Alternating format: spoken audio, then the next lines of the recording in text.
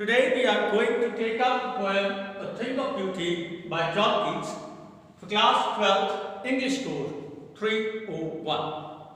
A Thing of Beauty is an excerpt from Keats' poem Endymion, a poetic romance.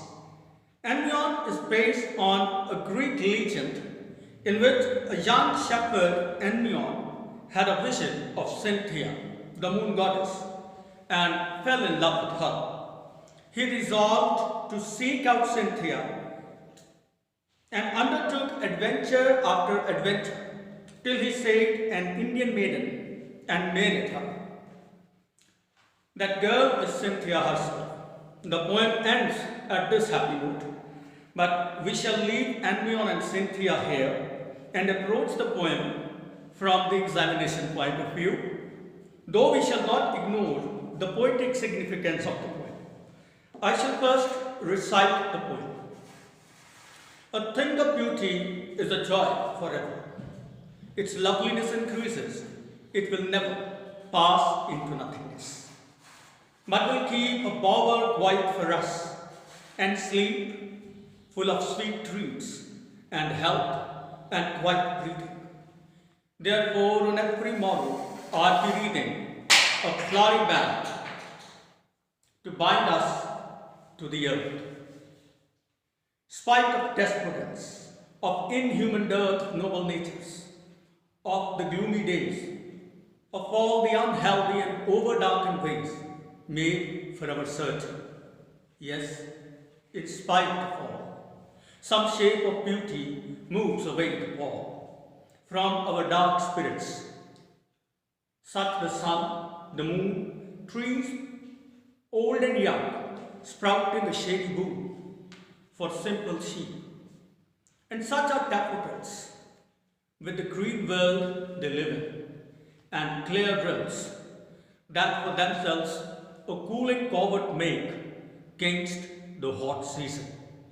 The mid-forest brake, rich with a sprinkling of fair musk rose blooms, and such too is the grandeur of the dooms we have imagined for the mighty dead. All lovely tales that we have heard or read, an endless fountain of immortal drink pouring unto us from the heavens drink. So this is the poem. The poem begins with the immortalized phrase, a thing of beauty is a joy forever, which has been famous in the English vernacular and continues to illustrate that without beautiful things, the world is truly a grim and dark place, forlorn and full of despair. Conclusively, it is beauty that allows the world to endure. I shall explain the poem with reference to context. I shall be reading the poem and writing certain important points that you should also note. I will request you to note the questions that may be asked in the extract as well as the short answer type questions. A thing of beauty is a joy forever. Its loveliness increases and it will never pass into nothingness. This is the immortalized phrase. The poet talks about the permanent appeal of beauty. Now, a thing of beauty itself, thing of beauty is in itself is a metaphor. It is metaphor for anything that is beautiful. It is metaphor as an epitome of beauty. The poet highlights the permanent appeal of beauty. A thing of beauty is a joy forever. A joy forever means a permanent source of happiness. Its loveliness increases. Its attraction, its fascination keeps on increasing. It is never rendered useless. When the poet is saying it will never pass into nothingness. Here we have a question. How does the poet highlight the permanent appeal of beauty Or you can say how a thing of beauty is a joy forever. Let me quote William Wordsworth's poem, The Solitary Reaper. The concluding lines say, "The music in my heart I bore, long after it was heard no more." So is it with a thing of beauty. It gets stored in mind, and whenever you contemplate over, when you reflect upon, when you think, it gives you much the same pleasure. That is why its attraction, its fascination, its beauty would never vanish. It will remain a permanent source of beauty. What else? A thing of beauty is a joy forever. It will never pass into nothingness, but will keep. And I shall write here what a thing of beauty will keep for us. A thing of beauty will keep for us. I shall mention 4 things before I read. A bower quite for us. A bower quite for us. Second thing, and sleep full of sweet dreams. Third thing, health. Fourth thing, quiet breathing. Quiet breathing. These things, if you get a question that what a thing of beauty will keep for us, you can quote these 4 points. A bower quiet for us. That is a shady place to rest and recline. Sleep full of sweet dreams. I must highlight here, these are all the images that you have to imagine a mental picture of it. What is it? A bower quiet for us. A shady place where you can recline and rest. And then a sleep full of sweet dreams means there are no nightmares. Beautiful dreams. And you have, when you have the thing of beauty with you. And health. And quiet breathing. Quiet breathing is peaceful breathing. When there is no worry, when there is no anxiety, when there is no tension, no hurry at all, no fear. So a thing of beauty is going to keep for us these 4 things. So the question asked and answer given. What will a thing of beauty keep for us? Right. Since thing of beauty is going to keep these 4 things for us. A bower quiet for us, a shady place to rest and recline, sleep full of sweet dreams, health and quiet breathing. That is what makes us love life in spite of all the troubles, in spite of all the obstacles. And this is how a thing of beauty is a joy forever, because it is a thing of beauty that makes us love life. That makes us love life. Right. So a thing of beauty, we should continue with it.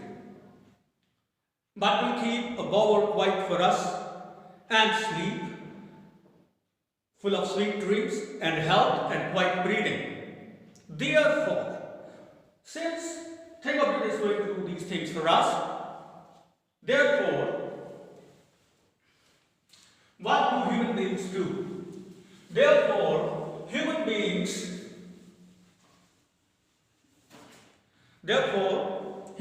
I'll read the lines there. Therefore, on every morning, therefore, on every morning. Tomorrow is morning. Every morning, are we reading, making, preparing a flowery band? Again an image. A flowery band that bind us to earth, to the earth. So what do human beings do? They read, they knit a flowery band. A flowery band is an image. a flower band, that we just imagine that there is something that connects us to the earth. A flowery band that binds us to earth. So you can note alliteration here. Band and bind. You can note. What do human beings do? Therefore, that is why, because think of beauty has 4 things in store for us. Think of beauty has ease and respite for us, rest and recline for us. That is why human beings read a flowery band that bind us to earth. Right? In spite of what? The next line, what we do. The question is, what do human beings do? The answer is, they read a flowery band to bind them to earth. To bind means to connect. To connect them to the earth, in spite of all. Now this line is quite controversial. Even the critics of John Keats have found it controversial because the line is like this: spite of despotence. Some of the critics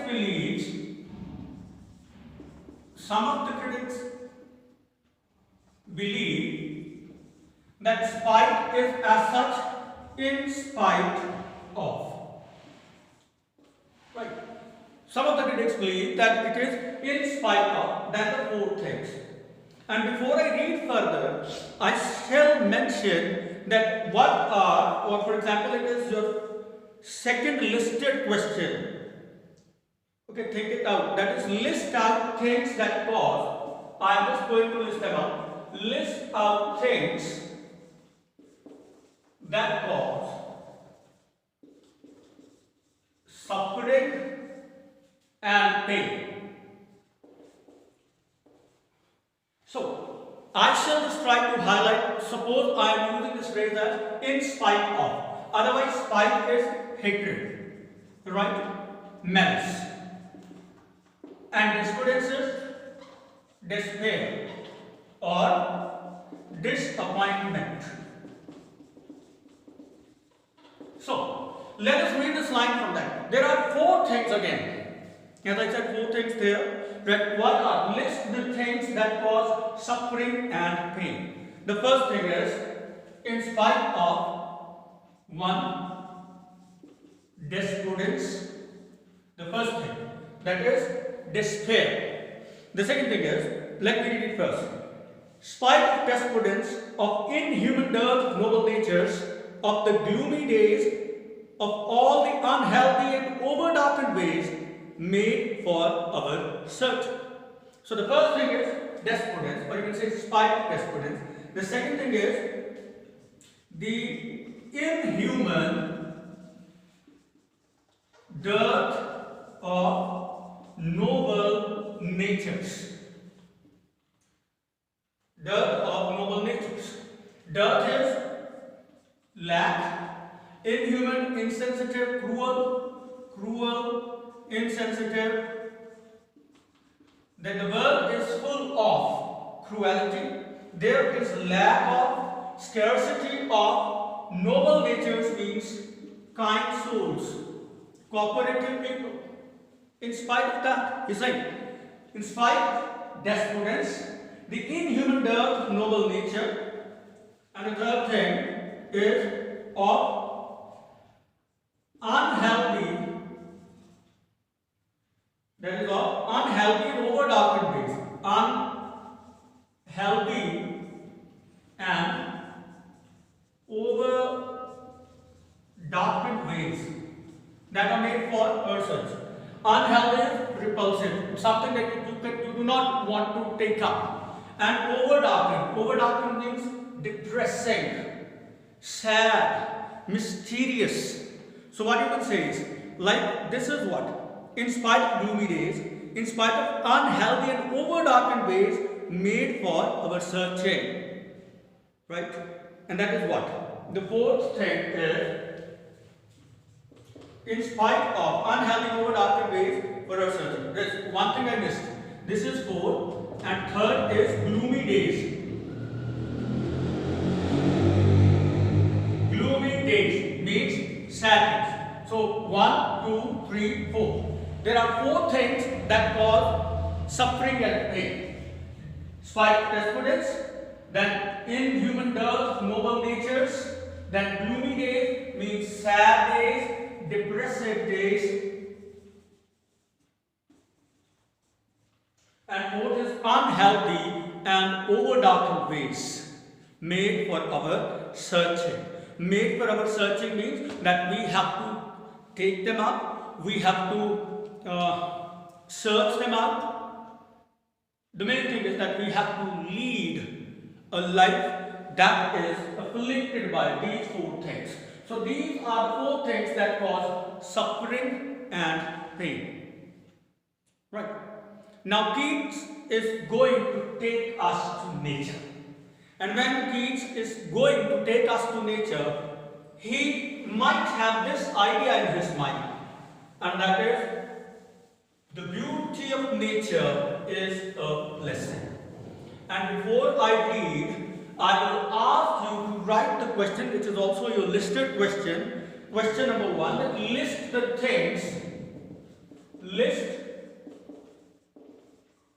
things of beauty mentioned in the poem. Now, let me tell you that if I read these objects of beauty as simple, because these are the symbols. Symbol as such, like you know what sun is, you know what moon is. But if we try to find out its poetic significance, we may understand what Keats is trying to convey. So he said, but before that, he says that made for our searching, yes, in spite of all those 4 things that we studied, in spite of all, what a thing of beauty does, some shape of beauty, again, a thing of beauty, some shape of beauty moves away the pall.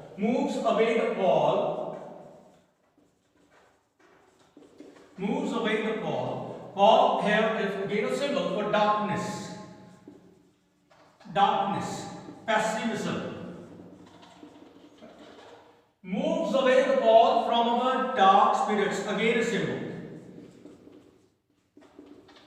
Moves away the pall from our dark spirits means pessimistic spirits. Because the thing of beauty will remove the darkness of pessimism from our pessimistic spirits. Because the thing of beauty is a joy. The poet wants us to go to nature, because this is one of the significant features of romantic poetry. There is a call back to nature. And this beauty mystic John Keats presents a mystery of beauty here for us. That is, beauty is a blessing. Beauty of nature is a blessing for human beings. And there is a hidden reference to Psalm 23 from the Bible. When the psalmist says, "The Lord is my shepherd, I shall not want." If the Lord is the shepherd, who are the sheep? Obviously, human beings. You may read Psalm 23 for a reference, but I will not directly connect it to the poem. But it may infer to that particular symbol, that sheep are the common people, the human beings. So he said, "Such the moon, sun, the moon, trees old and young, sprouting a shady boon for simple sheep." Now, all these things are not for simple sheep. All these things stand as symbolic of something. All these things. Sun, a symbol of light, a symbol of warmth, a symbol of fragrance. Moon, a symbol of light, a symbol of peace, a symbol of calmness. Trees old and young, symbol of greenery, symbol of life, symbol of growth. Sprouting a shady boon, providing a shady boon to whom? For simple sheep. Simple sheep are the common human beings. God has blessed all human beings with the beauty of nature, and beauty of nature is a blessing for us all. I asked you to write this question, list the things of beauty mentioned here. There is sun, moon, trees, old and young, right? These are there. I shall list out all the beautiful things that the poet has mentioned, and there is beauty in each and everything. And it makes me connect this poem to John Keats' Ode to Autumn. That is, beauty is in every season, only a seeing eye should be there. This poem also makes me connect this poem to Keats' poem Ode on Christian Urn. Truth is beauty, beauty truth, that all you know, that all you need to know. This is the mystery of beauty, that beauty is a blessing for us all. And he said, and such are daffodils. The next thing of beauty here is daffodils. Such are daffodils. Now, daffodils have a different kind of beauty. Though it makes me connect this poem to William Wordsworth's daffodils, but there is a very specific feature of daffodils. That is, the daffodils, with the green world they live in, they beautify the world with their fragrance, with their color, and it is a feast to behold. That is, daffodils with the green world, again a symbol, a metaphor for the green world, right, for nature. They live in, they here are the daffodils, with the green world they live in, and clear rills. Now again, this again is an object of beauty. Clear rills. Clear rills are the small streams that pass through the forest. They make for themselves a cooling covert. They make for themselves a cooling covert. Covert is the shelter, right? Thicket, that it is. Cooling covert make against. So, and clear rills that for themselves make themselves a cooling covert make against the hot season, the heat of the sun. Now I want you to, this is the Latinate style as such, but I will read this line so that you can understand.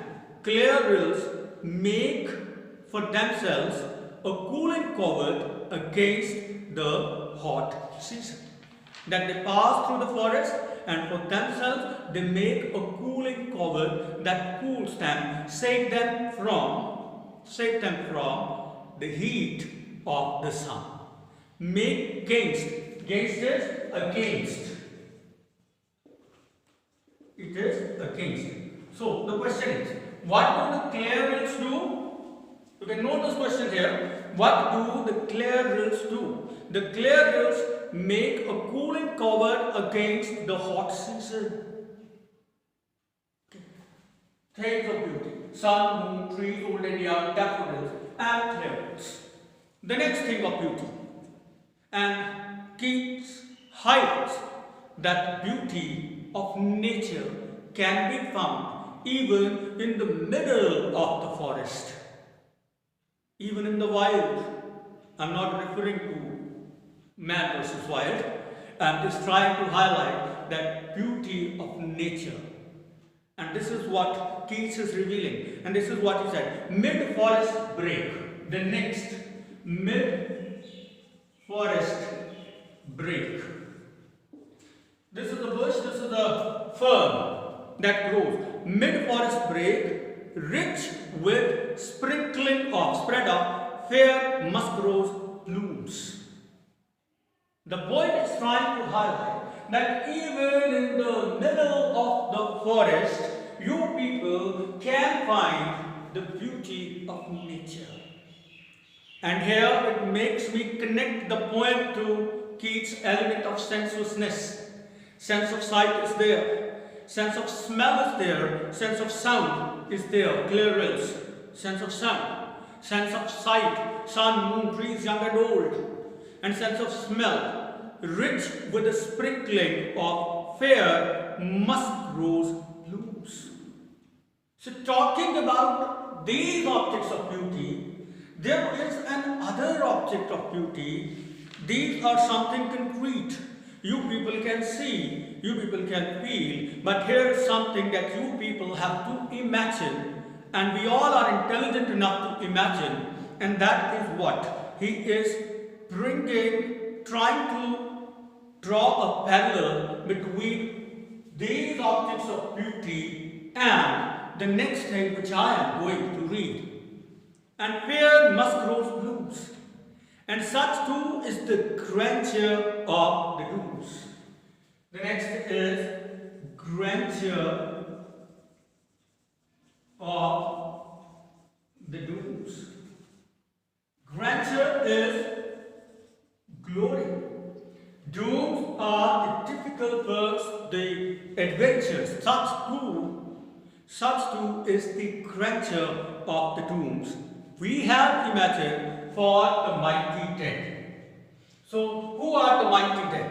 The mighty dead are the people who have sacrificed their lives for the welfare of humanity. The mighty dead are the great people. This again is a great metaphor for those people. And some of the critics do call it mighty dead is an oxymoron, as such as a poetic device. I leave it to you. That is mighty dead, the great people of the past who contributed for the welfare of humanity. Those who gave their lives, those who sacrificed their lives. We may refer to the martyrs, we may refer to the patriots, we may refer to the nationalists. Those people who made a nation, those people who served humanity. And we believe that they will share or they will attain more glory. And there is beauty in that glory, and that is the grandeur of the dooms. And he said grandeur of the dooms, and then he said in all the lovely tales, all the beautiful stories, lovely tales, all the beautiful stories that we have heard or read. There is a beauty in that as well. So, grandeur of the doom, then all the beautiful stories, all the lovely stories, the beautiful stories, lovely tales that we have read or heard, there is beauty in that. Because when you read those stories, you feel inspired. There is beauty in that, in their stories as well, because it is like an endless fountain. Again, a metaphor over there. An endless fountain of immortal drink. Immortal drink is nectar. Immortal drink. Reading about these people, listening to their stories, is as if receiving nectar of inspiration, nectar of beauty onto us from heaven's brink. Heaven's brink is again an image, because it is imagery, you have to imagine, right? An immortal drink, that is nectar. Immortal drink, nectar being poured out to us from heaven's drink. What does the poet wants to highlight? The poet wants to highlight that beauty is a blessing. Beauty is not fertile. There is a message of permanent appeal of beauty. Why? Because a thing of beauty is a joy forever. Its loveliness increases, it will never pass into nothingness. It will never pass into nothingness. And what we are going to do now is, we are going to list out some of the poetic devices used in the poem. The poet has made use of alliteration. I will write